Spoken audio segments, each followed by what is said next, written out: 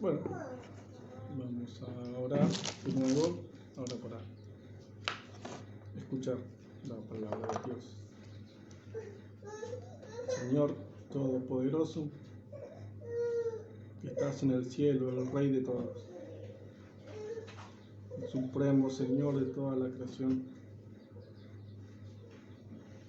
que se apareció con fuego, nubes, truenos en el monte Sinaí. A pesar de que no vemos eso, sabemos quién sos. Y venimos con nuestro pecado delante de vos, sabiendo que por la intercesión de tu Hijo no nos vas a destruir, sino al contrario, como el carbón limpió la boca de Isaías, así tu Espíritu va a limpiar nuestros corazones y nuestra conciencia. Y eso por medio de tu palabra, y esperamos que así sea. Queremos escucharte hablar a vos y necesitamos que tu Espíritu nos ayude a escucharte, a entenderte y después a obedecerte. Porque por nuestra propia cuenta no podemos obedecer ni hacer nada bien. Así que queremos glorificarte con esta reunión, queremos exaltar tu nombre, y queremos transformarnos por medio de escuchar tu palabra, y por la obra de tu Espíritu en nosotros. Gracias por tu Hijo, gracias por tu Espíritu, y por tanta misericordia, y piedad, y paciencia que tienes para con nosotros, tus hijos. Amén.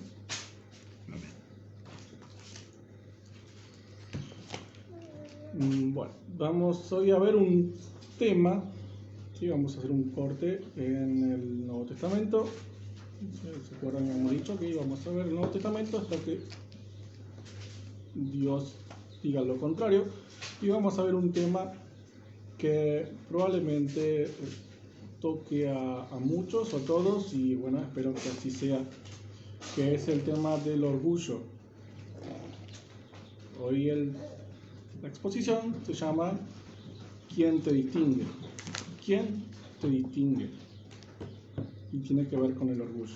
Y ya habíamos hablado un poco del orgullo cuando vimos la serie de Dios exalta a los humildes y resiste a los soberbios.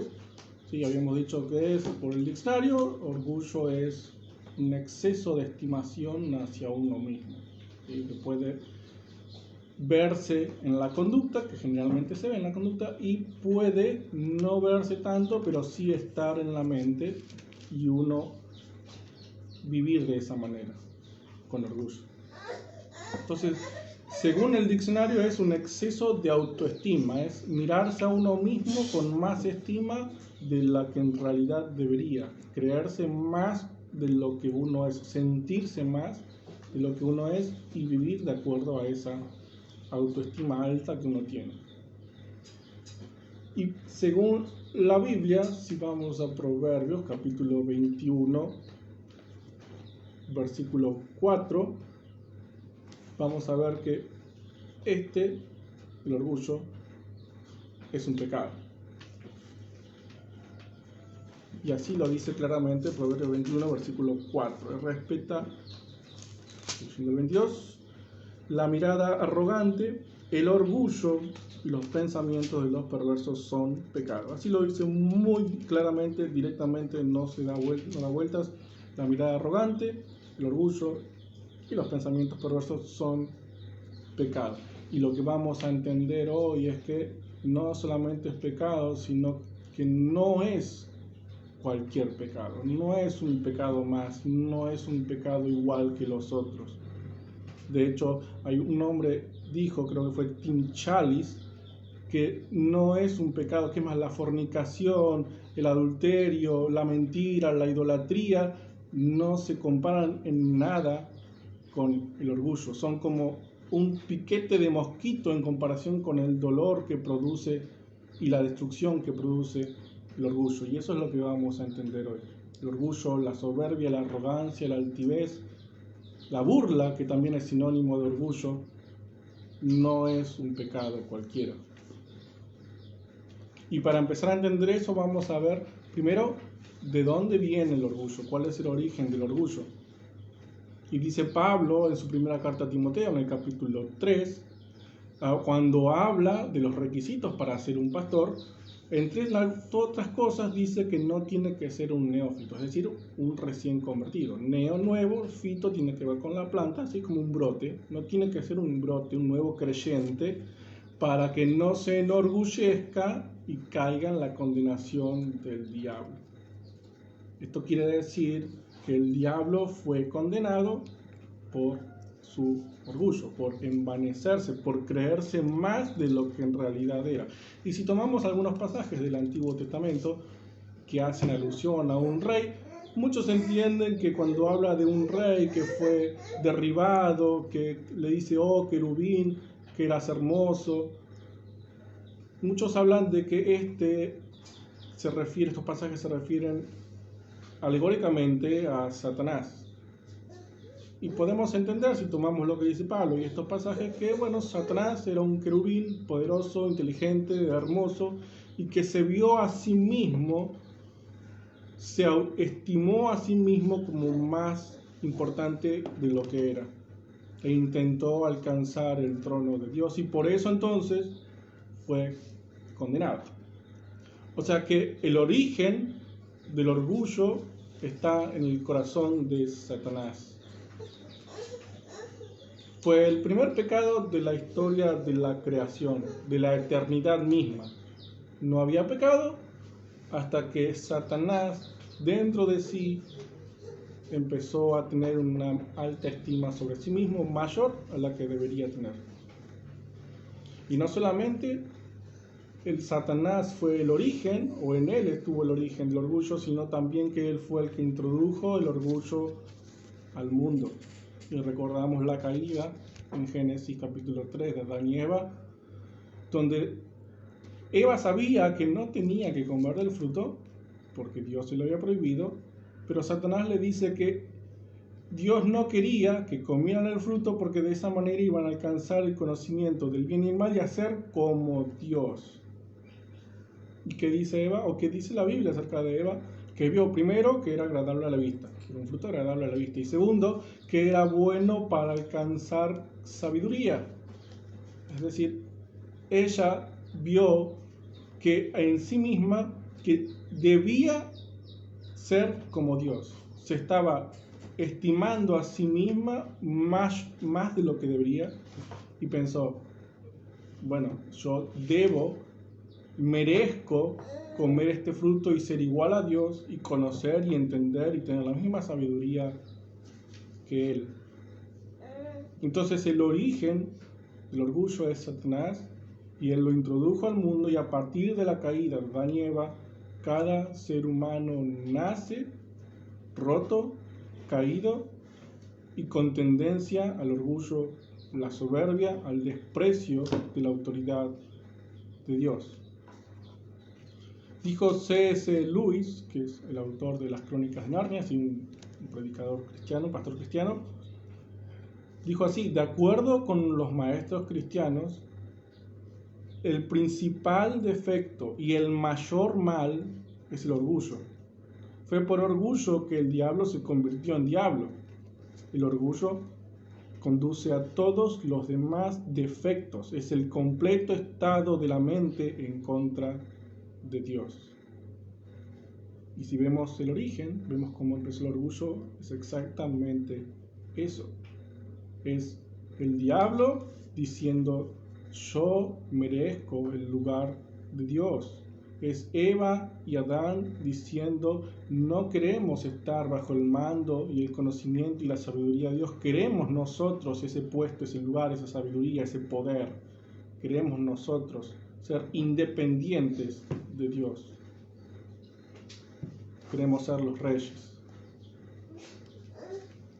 Y esto, por supuesto, trae consecuencias, y ya lo empezamos a ver, con Satanás siendo condenado, expulsado del cielo, arrastrando con él una tercera parte de los ángeles que lo siguieron. Vemos a Adán y Eva siendo expulsados también del paraíso, del jardín del Edén, lo que nos da muestra de que la principal consecuencia es el alejamiento de Dios. El orgullo te aleja de Dios porque te opone a Él.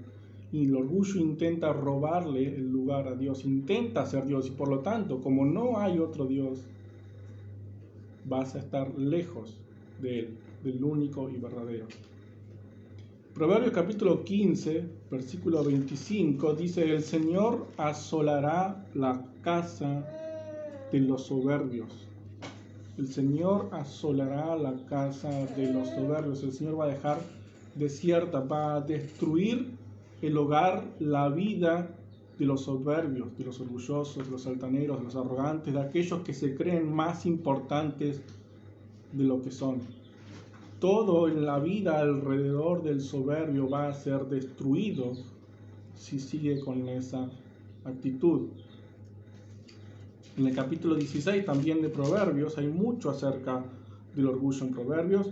Capítulo 16, versículo 18 dice que después del orgullo viene la caída y tras la arrogancia el fracaso. Lo que nos dice que es seguro y que no hay duda de que el orgullo, la arrogancia llevan al fracaso, a la destrucción, llevan a la miseria. Ser orgulloso, ser soberbio, actuar creyéndose mejor que el resto, superior al resto, trae consecuencias y son inevitables. Por eso Pablo también les dice a los corintios: el que piense estar firme, mire que no caiga. Y no está diciendo fíjate que te podés caer, está diciendo te vas a caer. Es una advertencia sobre lo que va a suceder, no sobre lo que puede suceder, porque está claro según Proverbios: después del orgullo viene la caída, no hay escapatoria. Y vemos ejemplos claros en la Biblia con la Torre de Babel, en Génesis capítulo 11, donde la gente se juntó, como todos hablaban el mismo idioma, estaban todos unidos, se juntaron en una ciudad y tuvieron la idea de hacer una torre muy alta con la que podían llegar a ser famosos y que podía evitar que los dispersaran porque les daría poder, les daría fama. Ellos querían llegar y tocar el cielo con las manos. Como Adán, como Eva, como Satanás querían alcanzar el trono de Dios porque se creían superiores, se creían lo suficientemente fuertes, inteligentes, se creían merecedores del cielo, de la gloria, del trono de Dios. ¿Y qué pasó? Dios confundió sus lenguas, sus idiomas y los dispersó por todo el mundo y la torre quedó en la nada. Los humilló. Y pasó lo mismo con Nabucodonosor en Daniel capítulo 4, cuando él dice que todo el poder, toda la gloria de Babilonia, todo el imperio se debía a él, a su inteligencia, a su fuerza, a su poderío. E inmediatamente después, Dios trajo consecuencias sobre él y lo mandó a vivir al desierto como un animal salvaje. Él era el rey más poderoso del mundo y en un instante estuvo en el lugar más bajo que un ser humano podía caer. Desnudo, salvaje, sin poder hablar, sin entender nada, como un animal viviendo con solamente sus instintos en el desierto.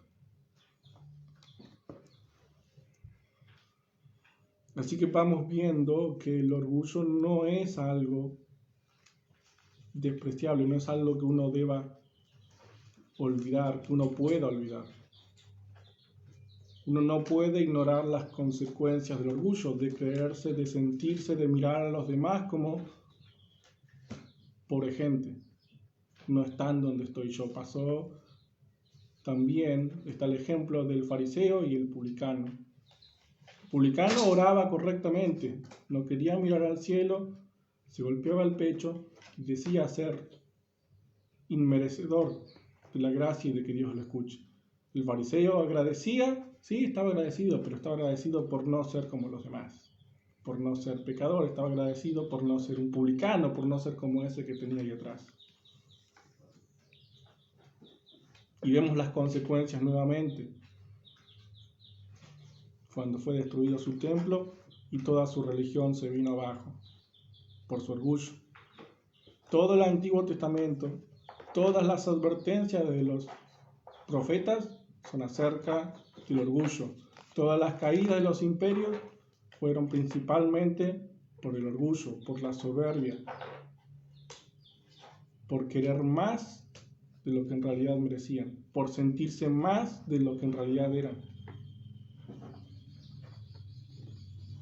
Y es por eso, y principalmente porque el orgullo intenta arrebatar a Dios su trono, es por eso que Dios odia el orgullo, tal como lo dice el capítulo 6 de Proverbios.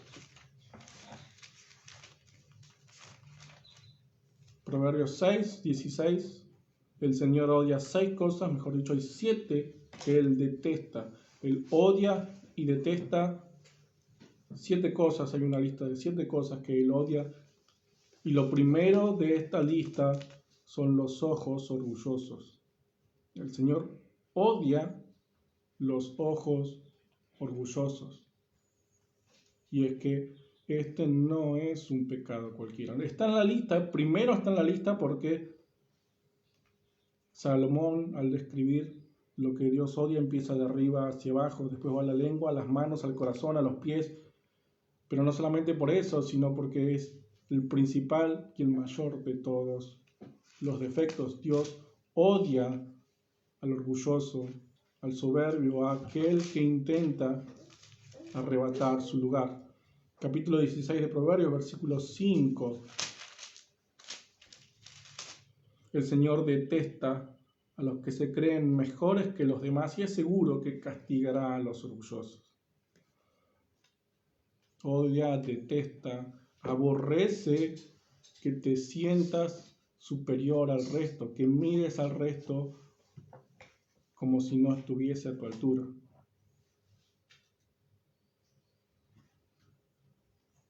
Dijo también Tim Challies que acerca del orgulloso, del hombre orgulloso, que en lugar de albergar pensamientos de amor hacia los demás, el hombre orgulloso alberga juicio y amargura.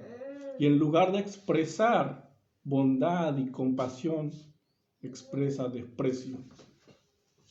Y el Señor detesta a ese tipo de persona. A ese que no dice nada, pero está mirando al otro con juicio, buscándole sus defectos, buscando el error, el pecado en el otro. O aquel que quizás no está constantemente mirando, pero lo primero que sale de su boca no es compasión y bondad, sino desprecio, sino crítica. Y el Señor detesta a ese tipo de personas.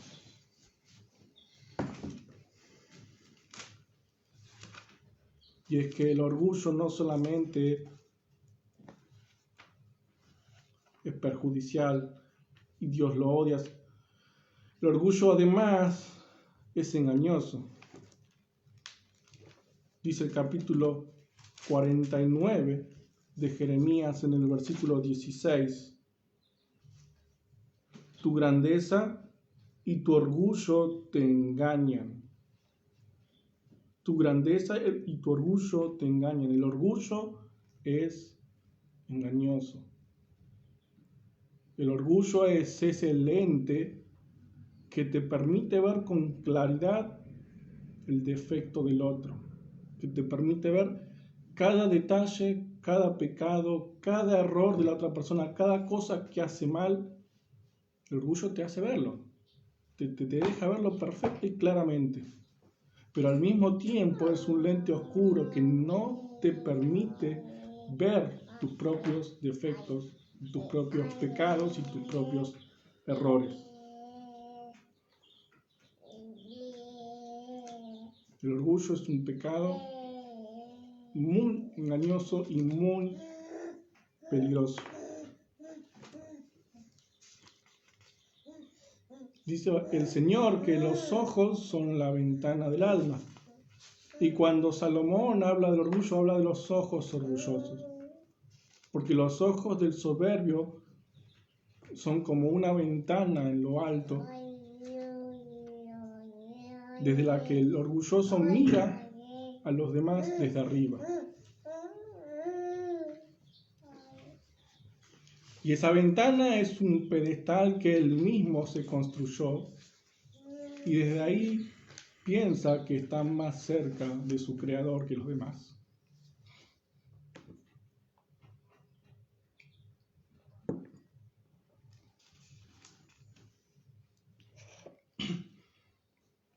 Cuando Jesús hablaba de aquel que ve la paja en el ojo ajeno y no puede ver la viga, el tronco en el suyo propio, estaba hablando de eso, del orgullo.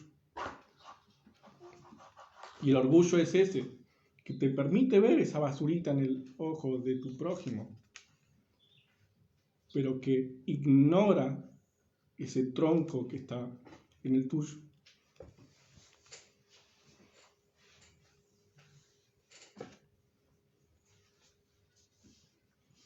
Y esta actitud orgullosa, soberbia, es completamente opuesta a la actitud humilde que Dios espera del mundo y principalmente de sus hijos.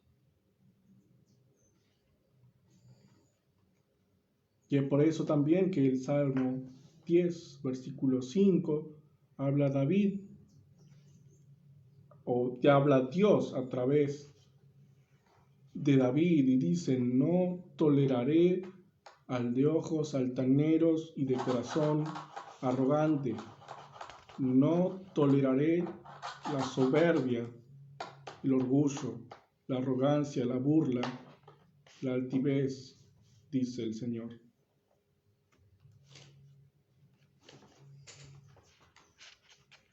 Es que el orgullo no es un pecado cualquiera, no es un pecado más. Cada vez que le echamos la culpa al otro por nuestros propios errores, es orgullo. Es por el orgullo que uno no puede, no quiere ver sus propios defectos. Y si los ve, termina quizás excusándose y justificándose porque el otro, no porque yo. Y piensa: yo hice bien, yo hice lo que debía, yo pienso bien, yo actúo bien, yo soy bien. Y me equivoqué, pero fue el otro el que me hizo equivocar. Me enojé, pero el otro hizo que me enojara. Me tenté, pero el otro me tentó, estaba ahí. El enemigo me habló y me tentó. No fui yo. Si el orgullo primero no te permite ver, y si ves tu error, el orgullo te justifica y te dice: sí, fallaste, pero tranquilo, no fue tu culpa, fue culpa del otro. Y el orgullo te lleva a cierto punto incluso de decir: Dios así lo quiso. Si fallé fue porque Dios planeó mi fallo, entonces eso estaba en los planes de Dios, no fui yo.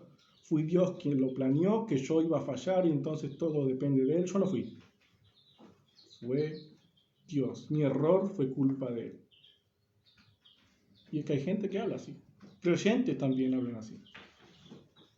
Yo fallé, pero Dios lo sabía, Él sabe todo.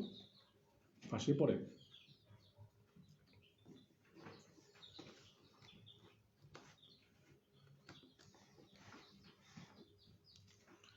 Pero gracias al mismo Dios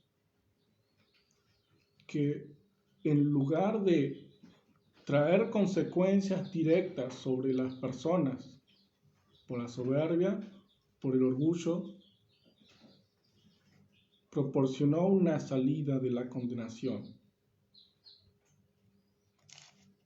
Y sabemos bien que la salida y el camino y la verdad es el propio Hijo de Dios.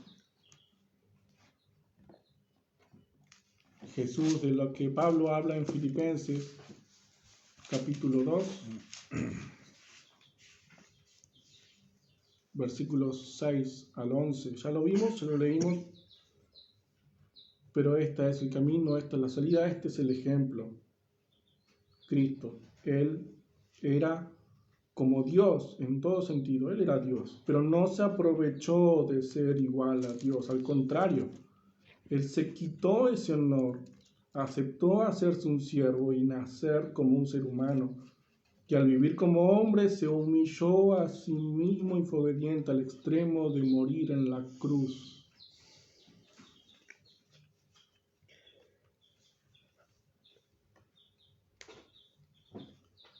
Y entiendan, Él era Dios, Él estaba en gloria, Él estaba en su trono, Él estaba con Dios, Él era Dios. Y abandonó todo eso, bajó, se rebajó y no tenía necesidad de hacerlo, lo hizo porque quiso, por amor, se humilló a sí mismo, siendo el ejemplo más grande de tu humildad. Y imagínense un rey que se levanta de su trono, se saca su capa, se saca sus joyas, se despoja de toda su ropa real, sale del castillo, camina por el pueblo, sale del reino, abandona todo lo que conoce, todo lo que lo destaca, para salvar a los más necesitados. Y por eso Dios le dio el más alto honor y el nombre que está sobre todos los nombres, para que se arrodillen ante Jesús todos los que están en el cielo, en la tierra y debajo de la tierra, y para que todos reconozcan que Jesucristo es el Señor, dando así honra a Dios Padre. Él se humilló a sí mismo y fue exaltado y glorificado por Dios. Y la única manera de escapar de la condenación del orgullo es creyendo en Cristo. No tenés que hacer nada porque no podés hacer nada, porque no sos nadie para hacer nada para escapar de la condenación. Lo único que puedes hacer es humillarte y creer, porque Él dio su vida por vos.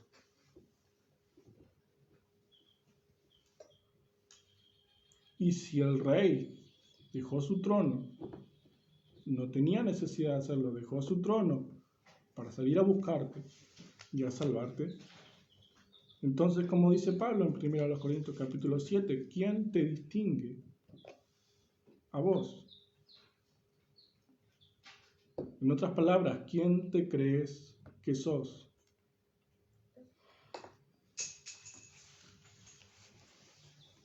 Si lo que tenés no lo conseguiste, no lo ganaste, lo que tenés te lo dieron. Entonces dice Pablo también, ¿por qué actuás? ¿Por qué pensás? ¿Por qué vivís? ¿Por qué les hablas a los demás como si lo que tú tenés te lo hubieses ganado y no te lo hubiesen dado? Por gracia. ¿Quién te distingue? ¿Qué te distingue? ¿Qué te hace mejor que los demás?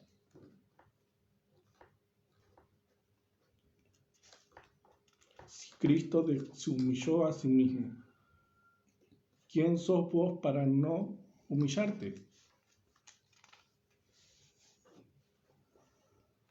Para no dejar tus pensamientos, tus ideas, tus principios, lo que vos crees que es correcto y mejor que lo que piensan los demás.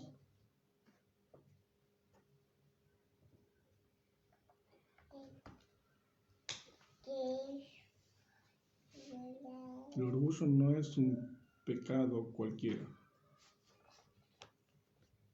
El orgullo te aleja de Dios porque intenta que seas Dios. Así que hay que estar atento porque es engañoso y hay que tener cuidado. Hay que estar atento a las actitudes que sean indicio de soberbia.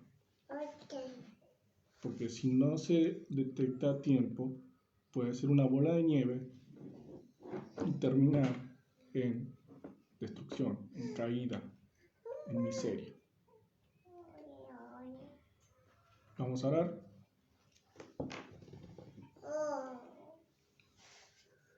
Padre, gracias porque hoy otra vez nos hablaste como cada domingo, cada jueves, cada martes. Estás presente con tu iglesia. Somos pocos, pero nos mirás con amor y con misericordia. Y esperamos que nos perdones por actuar en contra de tu voluntad. Esperamos que nos perdones nuestras actitudes, nuestras palabras, nuestros pensamientos, por no reconocer nuestros propios errores y echarle siempre la culpa al otro. Porque somos nosotros los que fracasamos, no vos, no el otro. Ayúdanos a reconocer eso para inmediatamente correr a tu Hijo. Y si Él fue exaltado después de humillarse a sí mismo, nosotros vamos a ser también glorificados después de ser humillados. Que cada día creamos cada vez más en Él, nos aferremos más a Él, para que estemos más cerca de Él, más cerca de esa gloria y lejos de las consecuencias del orgullo. Que no nos creamos más de lo que somos, porque Cristo no creyó en eso. Y para tu gloria vivamos por el resto de nuestras vidas y para toda la eternidad. Amén.